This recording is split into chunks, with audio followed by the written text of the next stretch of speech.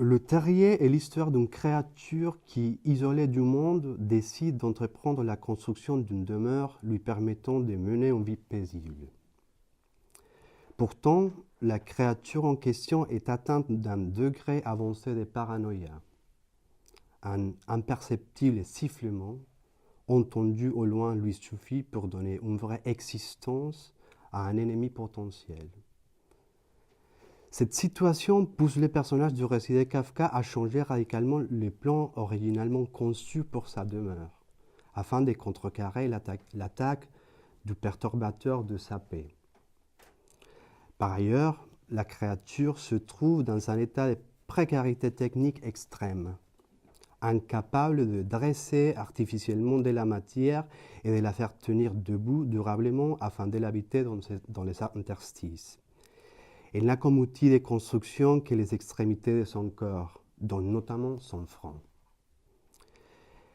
L'espèce de la créature ne nous est jamais franchement révélée. Elle se situe dans une zone d'indiscernabilité et d'indécidabilité entre l'homme et l'animal, comme le précise Gilles Deleuze dans Francis Bacon, Logique de la sensation, à propos des peintures de l'artiste anglais, mais aussi des personnages de Kafka lui-même.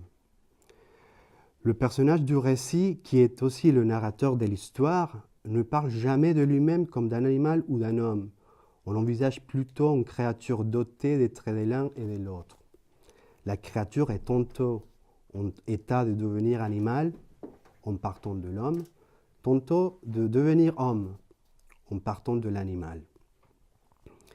Et en fait, le récit raconte la relation conflictuelle entre un lieu et une créature. La lutte entre les deux, la construction étant le moyen choisi et déployé par la créature pour faire face au lieu. Le conflit principal du personnage avec les lieux dans lesquels il s'installe tient à ce qu'il ne veut rien avoir avec lui. Il veut s'en séparer complètement. Il a choisi le lieu malgré lui parce qu'on ne peut pas, en tant qu'étant, comme le dit Aristote, être autrement que dans le monde, ou dans le monde. Ce désir de détachement total est lié au fait que le personnage est de plus en plus paranoïaque et développe une méfiance progressive envers les lieux dans lesquels il a décidé de placer sa demeure. Comme il se méfie du lieu, il ne peut pas s'empêcher d'y penser tout le temps et de se concentrer sur lui de manière obsessionnelle et totalisante, voire hystérique. Je reprends ici la définition de Gilles Deleuze, que Gilles Deleuze donne de l'hystérique. Je cite: c'est à la fois celui qu'impose sa présence, mais aussi celui pour qui les choses et les êtres sont trop présents et qui donne à toute chose et communique à tout être cet excès de présence. Fin de citation. C'est pour cela qu'il commence à développer avec lui, avec le lieu, un rapport qui n'est plus réel mais imaginaire. La créature ne parle pas des qualités du contexte, des particularités des alentours immédiats, mais elle recrée ce contexte comme un espace menaçant. Elle s'en forge l'image terrifiante d'un lieu rempli d'ennemis invisibles. C'est à partir de cette image du lieu, ou plutôt contre elle, que la créature concevra les préceptes conceptuels et matériels de son architecture. L'une des manifestations fondamentales de la lutte contre le lieu, c'est que la créature semble vouloir remplacer ce lieu par sa propre construction. Et c'est pour cela qu'elle s'attache à l'élargir en permanence. Toute parcelle constitue une menace pour elle.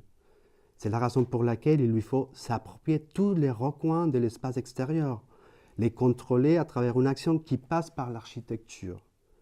Par ce biais, elle prétend neutraliser progressivement le lieu afin d'en prendre possession. La construction, en devenant un lieu total et absolu, un univers contrôlé, semble être la seule manière d'écarter à jamais les menaces, l'imprévu et la mort. Mais il y a un risque lié à l'expansion illimitée de la construction et la créature en est parfaitement consciente.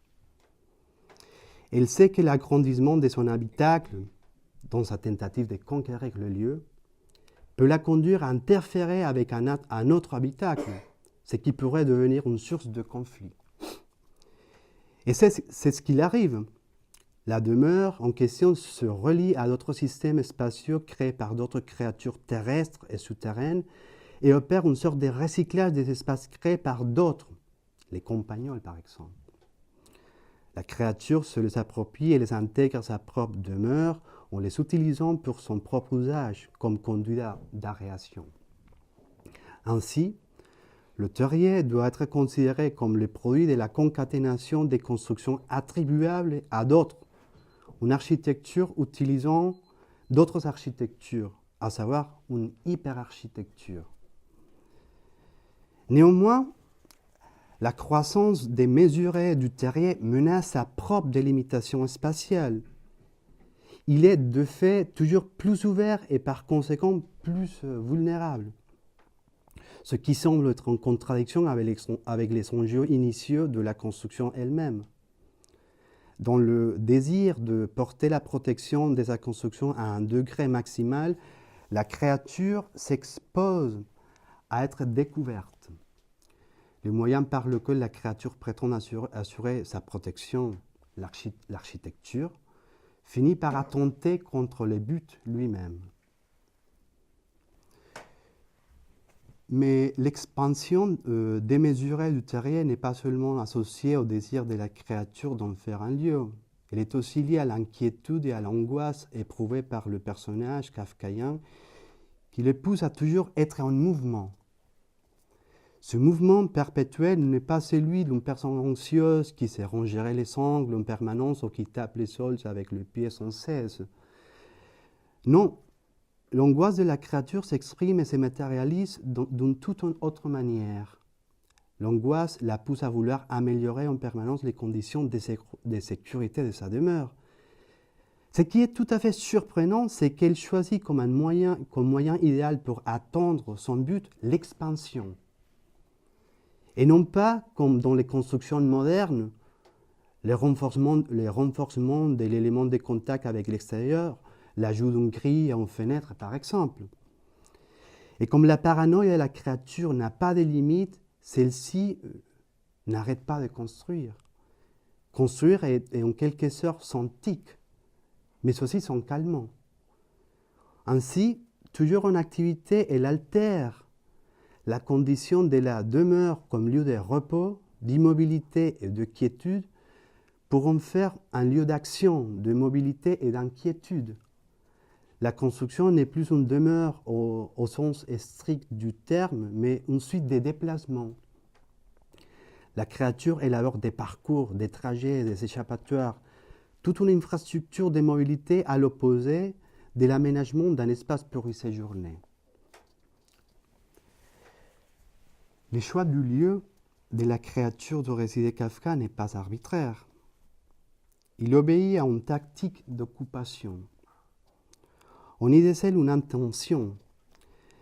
Malgré son besoin radical d'individuation, la créature semble vouloir choisir comme lieu pour sa demeure un point d'intense circulation comme elle nous le fait comprendre. Je cite, « Sans doute, si à l'écart que j'ai choisi l'entrée et la circulation y est intense, comme on peut s'en rendre compte en faisant les totales des observations d'une semaine, mais il en est certainement ainsi dans toutes les régions habitables, et il vaut probablement mieux s'exposer aux dangers que peut faire courir une circulation d'une certaine importance, que son propre volume entraîne toujours plus loin que de risquer dans une solitude totale d'être livré au premier intrus qui aurait cherché avec patience. » Fin de citation. Cela peut sembler à première vue une décision très astucieuse. L'espace étant le lieu d'une intense circulation, toute pause et par là toute inspection ou attaque de la part d'un passant peut difficilement se produire. C'est comme construire sa propre maison au milieu d'une autoroute ou d'un carrefour. Personne ne s'y arrêtera, ce qui garantit une certaine tranquillité à celui qui ose bâtir dans tel lieu ou à leur proximité immédiate. Mais pour que cette tactique soit vraiment efficace, il ne faut pas que la circulation des passants s'interrompe. C'est pourquoi la créature, même si ce n'est pas la seule raison, construit sa maison au-dessous du flux de circulation. L'utopie de la créature ne se réalise pas à l'écart du monde, mais bien au cœur du monde, dans un non-lieu, entendu cette fois-ci selon les termes de Marc Roger, un lieu de passage, des croisements des flux rapides et ininterrompus, et par là sans identité, sans histoire, réfractaire ou relationnelle. La structure architecturale de la créature réside donc dans les choix d'un lieu a priori contradictoire avec l'idée de l'habiter. Ce choix lui permettra de garder un total anonymat en réduisant les possibilités d'être repéré, dérangé et éventuellement chassé. L'autre aspect remarquable de ce choix réside dans la décision de construire la demeure sous la terre. Ce qui veut dire renoncer à la surface terrestre et par là au ciel, à la lumière et à la vue du proche comme du lointain. Du fait de son précarité technique, le personnage opte pour une demeure souterraine. Pas besoin de construire, seulement d'excaver. Si le mur est l'archétype de la construction verticale, réussite de la technique et de l'esprit contre la gravité ou contre la pesanteur, comme le rappelle Schopenhauer, la galerie pourrait bien être l'archétype de la construction souterraine. Dans l'architecture négative de l'excavation, la matière existe déjà là, comme un bloc, une totalité informe. Et la créature, à l'instar du sculpteur, en enlevant des morceaux de terre, fait surgir à la fois la figure et le fond. C'est une figure de vide qui prend forme et se libère d'un excès de matière, tout en demeurant enfermée au milieu de la terre elle-même. L'architecture souterraine subvertit les traits relevant de la visibilité propre à l'art de bâtir et fondamentaux pour sa perception. En effet, l'architecture se donne à voir grâce au vide qui l'entoure et qui l'isole de sa propre masse. D'habitude, notre regard se pose sur les surfaces d'un bâtiment, mais pour que cette action puisse avoir lieu, il faut un espace qui le permette. La condition souterraine de l'architecture propre au personnage kafkaïen annule cette éventualité. Elle est à première vue imperceptible. En effet, de l'extérieur, rien ne se voit. Et même si l'on arrive à percevoir quelque chose, c'est soit un grand trou, qui est en fait une fausse entrée cherchant à tromper l'ennemi potentiel, soit une couverture de mousse qui camoufle dans l'entourage de la construction souterraine en dissimulant sa fonction, la vraie entrée. À l'intérieur, la situation n'est pas différente. La configuration formelle des galeries induit une proximité permanente et exaspérante à la terre, interdisant toute vision lointaine. Dans la construction souterraine, on est toujours confronté à la terre. Il y a donc une radicalisation du sentiment d'être enveloppé. La maison, comme représentation et reproduction nostalgique de l'utérus maternel, comme espace privilégié pour se maintenir en vie, se trouve ici exacerbée, portée à son état limite, au point qu'elle risque de se nier elle-même pour se rapprocher de son strict opposé, de ses doubles sinistres, le cercueil et la prison. Il y a en effet dans cette recherche des maisons en excès, dans cette maison hystérique et hystérisée, le risque permanent de l'éboulement et par là de la claustration et de l'enterrement vivant de l'habitant. Il faut aussi noter un paradoxe dans l'idée de sauver sa vie en se réfugiant dans une construction souterraine. Pensons à ces propos au bunker. Lorsqu'on se construit un bunker, on se construit un bunker, il n'y a pas de renoncement au lieu puisqu'il n'y a pas ni fuite ni abandon du lieu au proprement parler, mais bien au contraire un désir de se fixer qui s'intensifie jusqu'au point de décider de rester sous le lieu même. Construire ou habiter un bunker démontre un certain entêtement à vouloir s'enraciner, un désir de rester à tout prix dans un lieu en dépit des adversités et des périls qui pourraient le menacer, car habiter là, sous le lieu, est l'unique manière de lui rester attaché, de lui appartenir, et par là de garder une certaine identité garantie par le fait de pouvoir continuer à dire qu'on est quelque part, qu'on est de quelque part. Or, même si la créature essaye de faire de sa construction un lieu total et souterrain, Il lui faut un autre lieu, un ailleurs terrestre, pour épier sa propre demeure. Je cite, « Je cherche une bonne cachette et je passe des jours, des nuits à épier, du dehors cette fois, l'accès de ma demeure. Qu'on me traite de fou, c'est une occupation qui me procure une joie indicible et qui tranquillise mon esprit. » Fin de citation. Il y a donc une partie de ce dehors contre lequel la créature lutte et qui néanmoins lui sert pour accomplir sa tâche de surveillance. La cachette va être un endroit nécessaire pour garantir l'existence de sa propre maison. Elle a besoin d'un poste d'observation depuis lequel vérifier les bons fonctionnements de l'architecture, notamment des pièges destinés à tromper l'ennemi potentiel. Le trou visible ou fausse entrée qui prétend lui faire croire qu'il y a quelque chose derrière, et le tapis des mousses invisibles ou vraie entrée qui prétend lui faire croire qu'il n'y a rien. La maison se relie donc aussi au lieu où on s'épointe d'une cachette extérieure. Et si, dans la plupart des cas, l'architecture, surtout d'ordre militaire, s'érige avec, entre autres, l'objectif de surveiller les environs de manière tactique et stratégique afin de voir l'ennemi arriver de loin et d'être ainsi prêt pour la défense, les choses ne se passent pas ainsi dans le récit de Kafka. Ce n'est pas le lieu qui est surveillé depuis la maison, mais c'est la maison qui est surveillée depuis un point extérieur. Ce qui était censé être l'objet à défendre devient l'objet épié. Et la cachette qui permet d'épier risque de devenir la demeure, ainsi que nous le laissons entendre la créature à plusieurs reprises. Je cite, « J'ai ressenti si violemment cette sensation que j'ai parfois éprouvé le désir enfantin de ne plus y retourner du tout et de m'organiser ici, à proximité de l'entrée, de passer ma vie à l'observer et de trouver mon bonheur, à me représenter combien ma demeure me protégerait si j'étais dedans. » Fin de citation. L'espace de la nouvelle de Kafka semble être composé alors de 4 zones, entre lesquelles existe un rapport d'opposition mais aussi des complémentarités.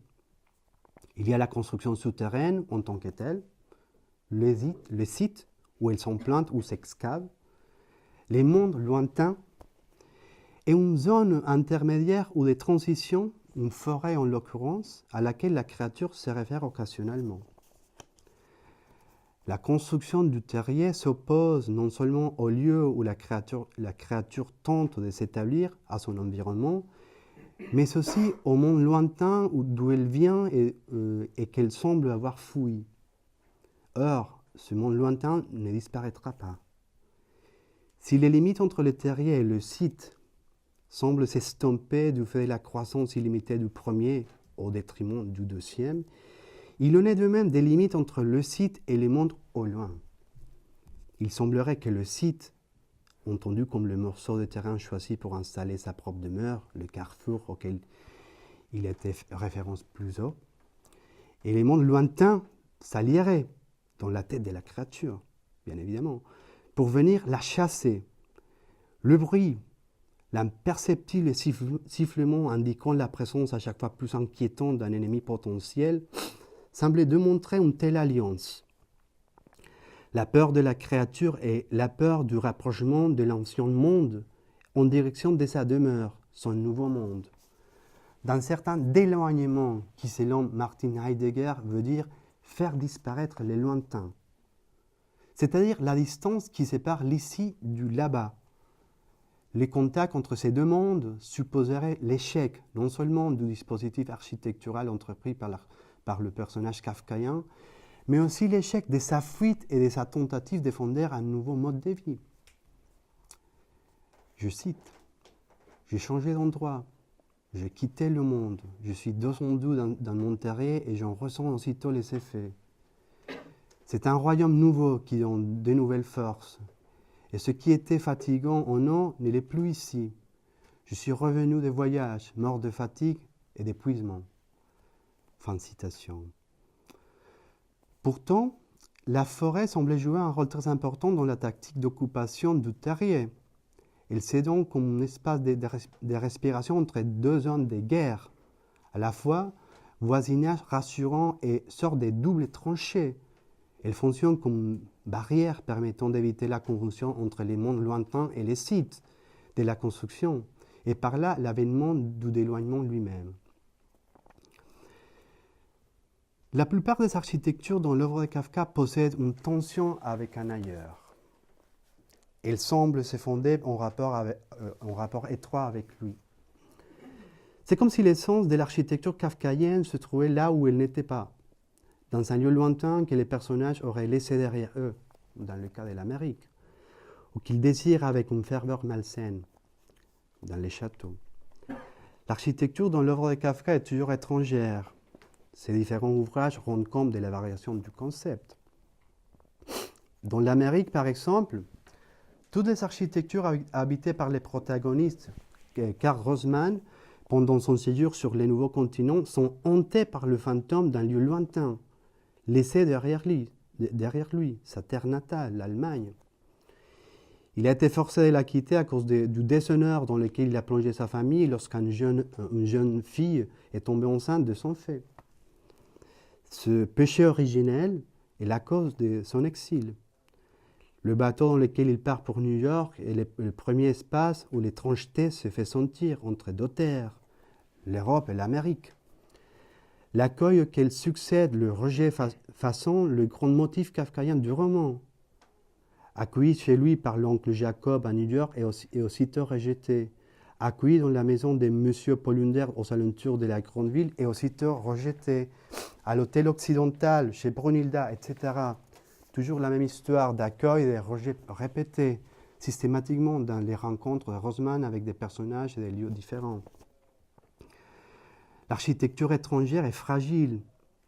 Elle ne garantit pas la continuité de la promesse d'un chez-soi, faisant chaque fois échouer Karl Rosman dans sa tentative de se dire de quelque part, de s'enraciner.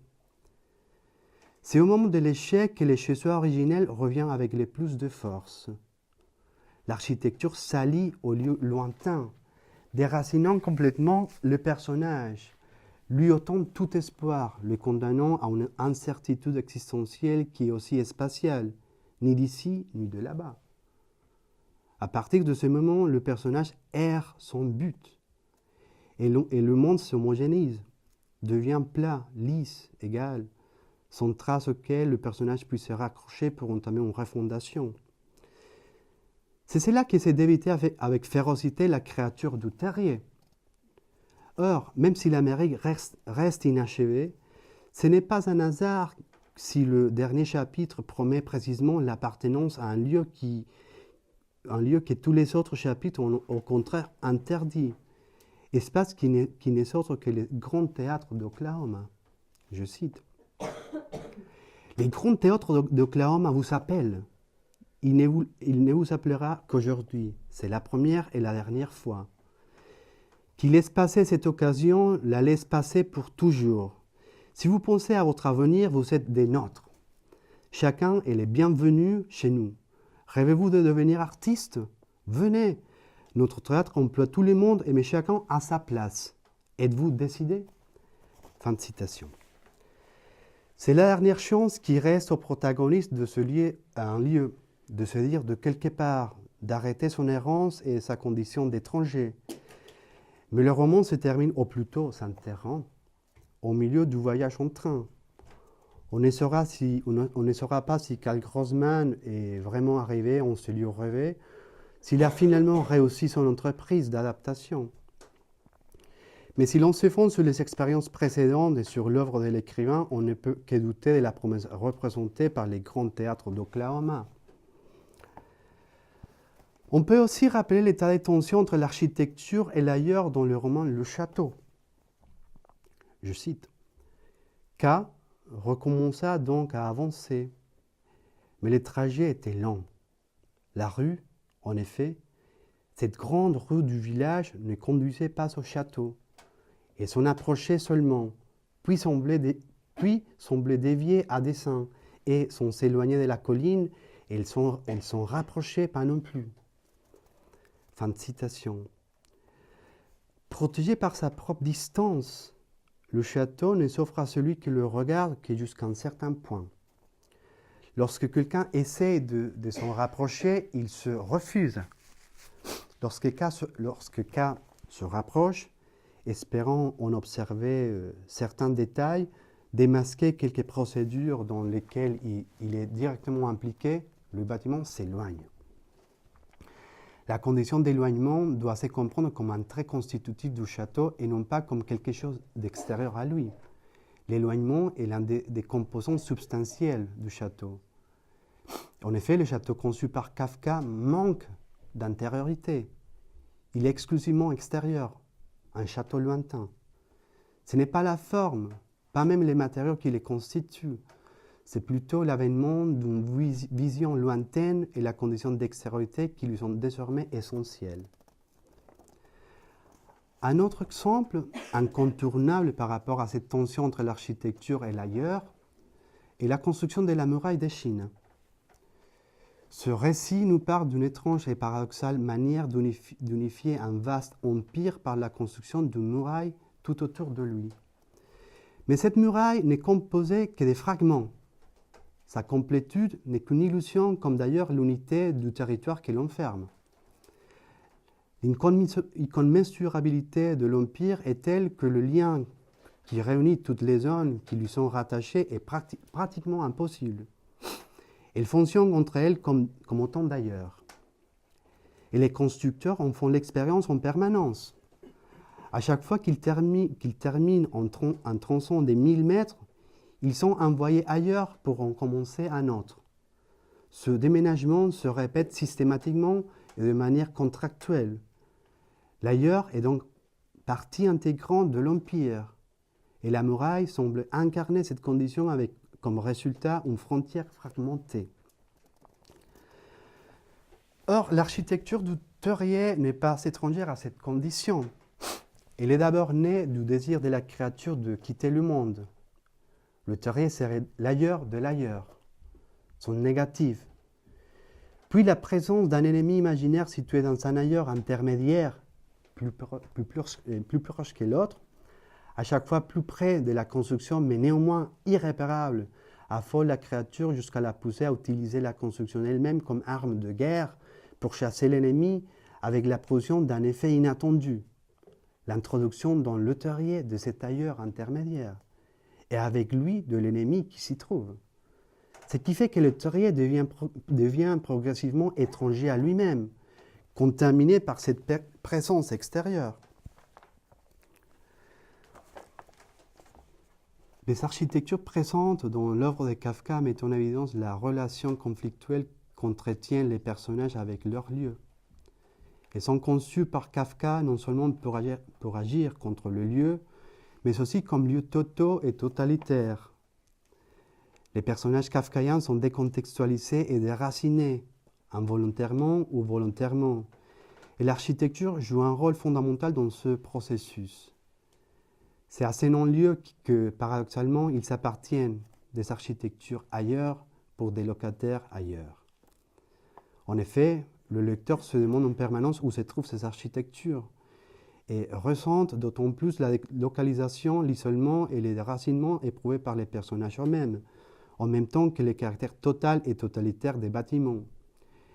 Le lieu reste donc non à l'état d'affirmation comme une donnée positive, mais au contraire à l'état de l'interrogation, comme une donnée incertaine. Avec le Terrier, le projet kafkaïen atteint le degré maximal dans son exploration de la condition de l'étranger, dépassant même les limites du concept. Si Karl Rosman dans l'Amérique, Joseph K. dans le procès, K. dans le château, Gregor Samsa dans la métamorphose, ou la chimère ferro-charnelle dans le petit récit Le Pont, sont et se sentent étrangers dans les milieux où ils se trouvent, c'est que l'entourage ne manque pas de leur faire remarquer en permanence, la créature du Terrier, également étrangère à son milieu, devient peu à peu étrangère à elle-même. Doutant de sa propre présence, elle implore autrui de l'identifier, voire de lui restituer la condition de quelqu'un, même étranger. L'architecture du Terrier pourrait donc être comprise comme un complexe dispositif de perception à partir duquel le personnage essaye d'abord de saisir son ennemi et une fois ces stades atteints, de capter l'image que l'ennemi se fait de la créature elle-même. L'ennemi, la source du bruit, serait donc ce qui manque au dispositif architectural kafkaïen pour devenir miroir, permettant à la créature de voir son propre reflet et par là de dévoiler son identité. Je vous remercie.